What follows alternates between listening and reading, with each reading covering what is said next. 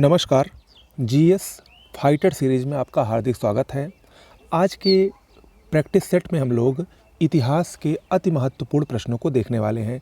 देखिए, अभी आपको लगातार इतिहास के प्रश्न मिल रहे हैं, तो इसके एक एक प्रश्न को ध्यान से देखिए और समझने की और रटने की कोशिश कीजिए।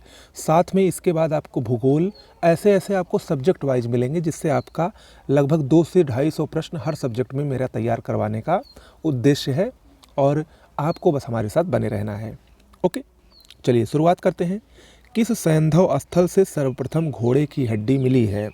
देखिए, इसमें ऑप्शन बी सही होगा। आप सभी को पता होगा, सुरकोटदा से घोड़े की हड्डियां हमको मिली थी। सुरकोटदा वर्तमान में कहाँ पर है? सुरकोटदा वर्तमान में पाकिस्तान में है। ओके, अच्छा, हम आपको इसमें ये भी बता दें कि मोहनजोदड़ो से मिट्टी की बने घोड़े की आकृति मिली थी। याद रखिएगा, मिट्टी की बनी घोड़े की आकृति कहाँ से मिली थी? मोहनजोदड़ो से। लोथल से घोड़े की 3 मृण मूर्तियाँ मिली थीं और सुरकोटदा से घोड़े की हड्डी मिली थी। ओके, ये याद रखिएगा। अगला प्रश्न है, उत्तर वैदिक साहित्य में राजाओं और राज्यों के निम्नलिखित युग्मों में से कौन सा सही सुमेलित नहीं है?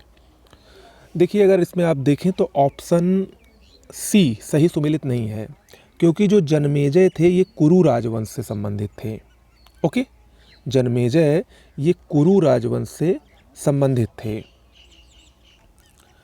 अच्छा, ये जन्मेजय कौन था? देखिए, महाभारत का युद्ध में जब अर्जुन पुत्र अभिमन्यु मारा गया था, तो उसकी पत्नी उत्तरा उस समय गर्भवती थी और उसके गर्भ में जो बच्चा था उसका जब जन्म हुआ तो उसी को हम लोग राजा परीक्षित के नाम से जानते हैं और उसी राजा परीक्षित का पुत्र था कौन? जन्मेजय। ओके, तो ये याद रखिएगा, यही इसमें सुमेलित नहीं है, क्योंकि ये गांधार नहीं बल्कि कुरु राजवंश से संबंधित थे। शेष तीनों बिल्कुल सही सुमेलित हैं: जनक, विदेह, अश्वपति, कैकेयी, अजातशत्रु, काशी। ओके, अगला है, किन 2 जैन तीर्थंकरों का उल्लेख ऋग्वेद में मिलता है?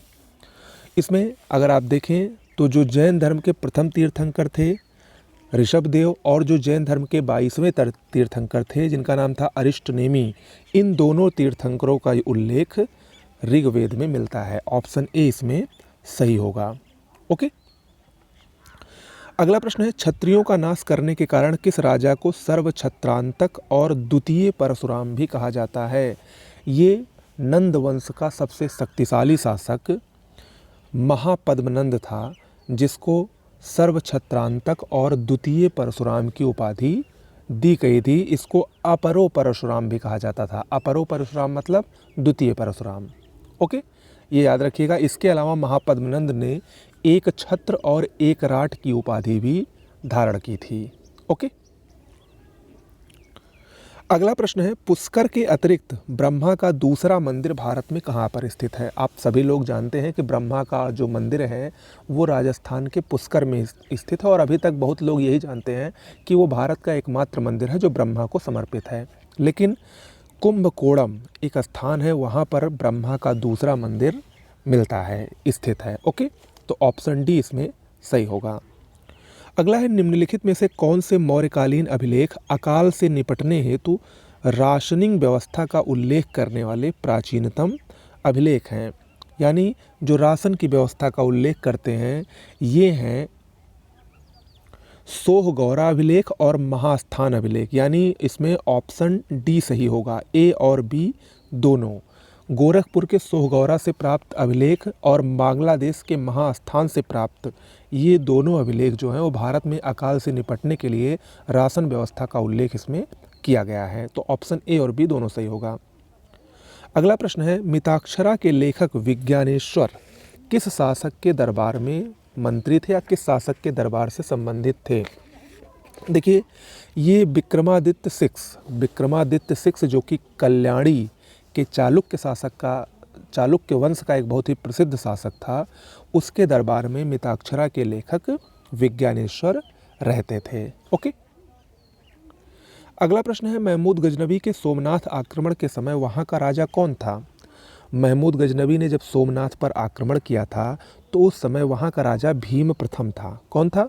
भीम प्रथम। ऑप्शन ए यहाँ पर बिल्कुल सही होगा। अगला है भारतीय संगीत पर प्रथम फारसी भाषा के प्रथम ग्रंथ का नाम क्या है। भारतीय संगीत पर जो प्रथम फारसी भाषा का ग्रंथ है उसका नाम है लज्जत ए सिकंदरी। लज्जत ए सिकंदरी, और इसकी रचना सिकंदर लोदी के समय में हुई थी। ये भारतीय संगीत पर प्रथम फारसी भाषा का ग्रंथ माना जाता है। देखिए, सिकंदर लोदी का जब शासनकाल था तो उस समय संस्कृत की पुस्तकों का फारसी में काफ़ी अनुवाद किया गया था। इसी में से एक बहुत ही प्रसिद्ध पुस्तक है जो आप लोगों ने पढ़ी भी होगी, जिसका नाम है फरहंग ए सिकंदरी। फरहंग ए सिकंदरी का अनुवाद सिकंदर लोदी के वजीर मियाँ भुआ ने किया था। और ये जो फरहंग ए सिकंदरी है ये आयुर्वेदिक ग्रंथ था। कौन सा ग्रंथ था? आयुर्वेदिक ग्रंथ था। तो ये सब बातें हैं। इसी के लिए आप हमारे इस जीएस के टॉपिक को, जीएस के जो टेस्ट है उसको एक भी टेस्ट मिस मत करिएगा, क्योंकि व्याख्यात्मक हल और व्याख्या में ऐसी ऐसी बातें जो आपके एग्ज़ाम के लिए बहुत महत्वपूर्ण हैं।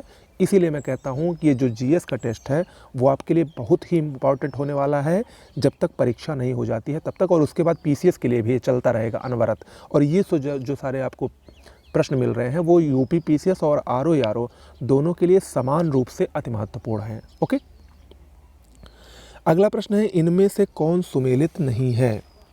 इसमें कुछ प्रमुख स्थापत्य कला और वो कहाँ पर स्थित हैं उसका नाम दिया गया है। आपको बताना है कौन सुमेलित नहीं है। अगर आप इन चारों को देखें तो चारों में अगर ऑप्शन सी पर ध्यान दें, लाल दरवाज़ा मस्जिद, ये बदायूं में नहीं, यानी यही सुमेलित नहीं है, ये जौनपुर में स्थित है। ओके, इसको बनवाया किसने था? महमूद शाह की पत्नी बीबी राजा ने इसको बनाया था। और शेष तीनों बिल्कुल सही है। हजार शितून ये दिल्ली में स्थित है। अतार कीन का दरवाज़ा नागौर में स्थित है। अढ़ाई दिन का झोपड़ा अजमेर में स्थित है। अढ़ाई दिन का झोपड़ा याद रखिएगा, ये एक मस्जिद है। ओके, चलिए आगे बढ़ते हैं। निम्न कथनों पर विचार कीजिए और आपको बताना है कि इनमें से कौन सा कथन असत्य है। पहला कथन, विरूपाक्ष द्वितीय ने सिंहासन के पास कुरान की एक प्रति रखने का आदेश दिया था। दूसरा कथन, विजयनगर साम्राज्य व बहमनी साम्राज्य के मध्य संघर्ष का मुख्य कारण कावेरी नदी के मध्य स्थित रायचूर दोआब क्षेत्र था। आपको बताना है इनमें से कौन सा कथन असत्य है। अगर आप इसमें देखें तो इसमें दोनों ही कथन असत्य हैं, यानी ऑप्शन डी इसमें सही होगा। पहला भी गलत है, दूसरा भी गलत है। अच्छा, इसका सही क्या होगा? सही ये होगा क्योंकि कुरान की एक प्रति रखने का आदेश जिस शासक ने दिया था वो विरूपाक्ष नहीं बल्कि देवराय द्वितीय था। किसने दिया था? देवराय द्वितीय। ठीक है, तो इसीलिए पहला गलत है। दूसरा, ये जो रायचूर दोआब क्षेत्र था ये कावेरी नदी के मध्य में नहीं स्थित था बल्कि ये कृष्णा और तुंगभद्रा नदी के मध्य स्थित था। ठीक है, तो इसीलिए दूसरा भी गलत है। ओके, तो इसीलिए इसमें ऑप्शन 1 और 2 दोनों असत्य हैं। आगे बढ़ते हैं। किस संत ने पंचायतन पूजा की थी? पंचायतन पूजा एक प्रकार की पूजा थी जिसमें शिव प्रमुख देवता होते थे और गणेश, ब्रह्मा और विष्णु उनके सहायक देवता होते थे। इसकी शुरुआत शंकराचार्य ने की थी। ऑप्शन डी इसमें सही है, शंकराचार्य। ओके, शंकराचार्य ने एक बहुत ही प्रसिद्ध संप्रदाय की स्थापना की थी जिसका नाम था स्मृति संप्रदाय। क्या नाम था? स्मृति संप्रदाय। तो याद रखिएगा ये। अगला प्रश्न है, तिलवाड़ा के युद्ध का संबंध किससे है? तिलवाड़ा के युद्ध का संबंध बैरम खां से है। ब्यास नदी के तट पर तिलवाड़ा का युद्ध हुआ था जिसमें बैरम खां पराजित हुआ था और अकबर, जब वो पराजित हुआ तो उसको अकबर के पास लाया गया था और अकबर ने उससे कुछ प्रमुख शर्तें रखी थी जिसको उसने माना था और इसके बाद वो यात्रा पर निकल गया था। ठीक है, इसके बाद वो यात्रा पर निकल गया जहाँ आगे चलकर उसकी बैरम खां ने आगे चलकर जब वो बैरम खान यात्रा कर रहा था तो वहाँ पर एक व्यक्ति था गुजरात में, मुबारिज खां लोहानी, उसने बैरम खां की हत्या कर दी थी। ओके, चलिए अगला प्रश्न है, 1739 में मराठों ने सालसेट और वेसिन पर कब्जा किया था। किससे? इसका सही जवाब होगा पुर्तगालियों से। ऑप्शन डी सही होगा, पुर्तगालियों से। ओके, अगला प्रश्न है, किस देश के संदर्भ में कार्टेज प्रणाली का उल्लेख आता है? देखिए, कार्टेज पद्धति या इसको कार्टेज आर्मेडा व्यवस्था भी कहा जाता है।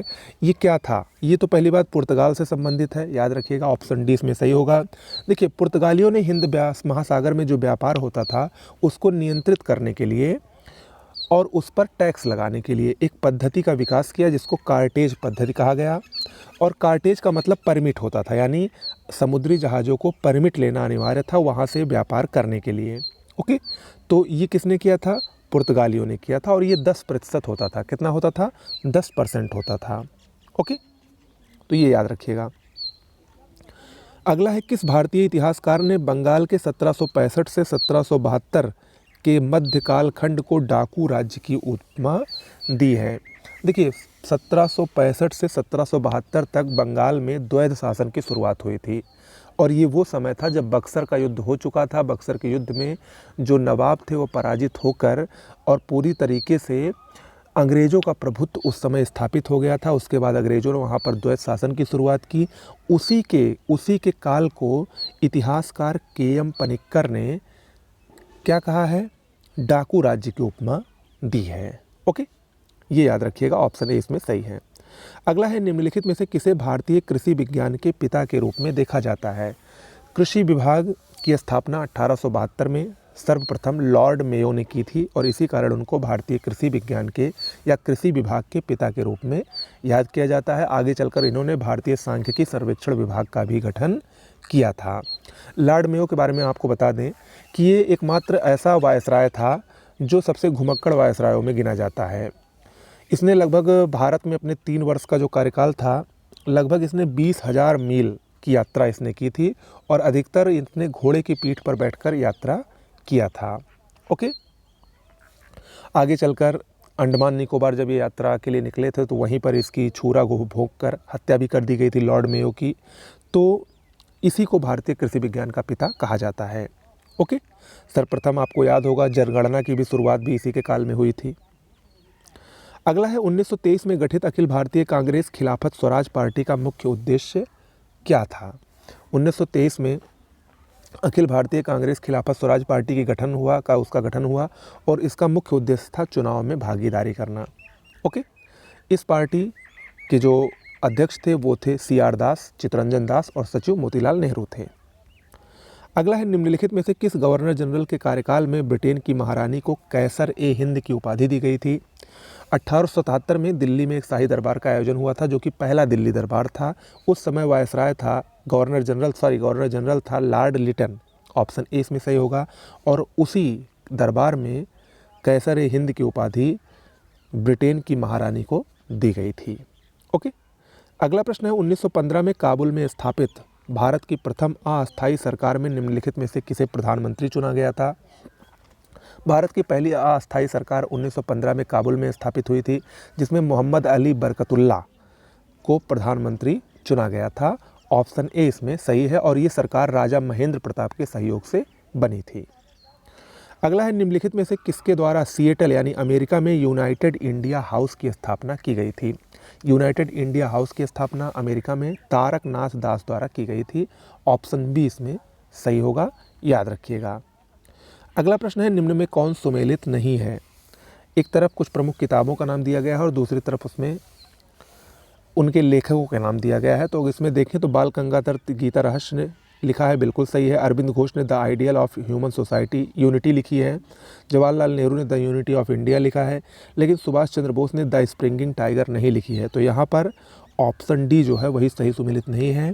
द स्प्रिंगिंग टाइगर ये कर्नल ह्यूम टोय की रचना है। किसकी? कर्नल ह्यूम टोय की। ओके, अगला है, हम या तो स्वतंत्र भारत लेंगे या इसके प्रयास में मर जाएंगे। यह वक्तव्य किससे संबंधित है? ये वक्तव्य महात्मा गांधी से संबंधित है, और ये इन्होंने 1942 में जब भारत छोड़ो आंदोलन का प्रस्ताव स्वीकार किया गया, तो उसी में जब गांधी जी ने नारा दिया था, तो उसी में इन्होंने ये कहा था कि हम या तो स्वतंत्र भारत लेंगे या इसके प्रयास में मर जाएंगे। ओके, अगला प्रश्न और आज का अंतिम प्रश्न है, कैबिनेट मिशन प्लान ने भारत के निम्नलिखित में किस पर विचार किया? देखिए, 1946 ईस्वी में कैबिनेट मिशन भारत पहुंचा था, और उसने भारत को एक महासंघ बनाने की घोषणा की थी। तो इसमें ऑप्शन ए सही होगा, महासंघ। ओके, तो आज के लिए इतना ही। कैसा लगा आज का जो हमारा प्रश्न था? अच्छा लगा हो तो चैनल को सब्सक्राइब कर लीजिए, क्योंकि अनवरत ऐसे आपको परीक्षा तक पेपर, हिंदी का चाहे वो टेस्ट हो चाहे इसका, और करंट अफेयर्स भी जल्द ही शुरू होने वाली है पिछले 1 साल के प्रश्नों को लेकर। तो उसके लिए भी आप लोग हमारे चैनल को सब्सक्राइब कर लीजिए, वीडियो को लाइक कर दिया करिए और ज़्यादा से ज़्यादा शेयर करिए, ताकि ज़्यादा से ज़्यादा लोगों का कल्याण हो सके आगामी परीक्षा को देखते हुए। नमस्कार।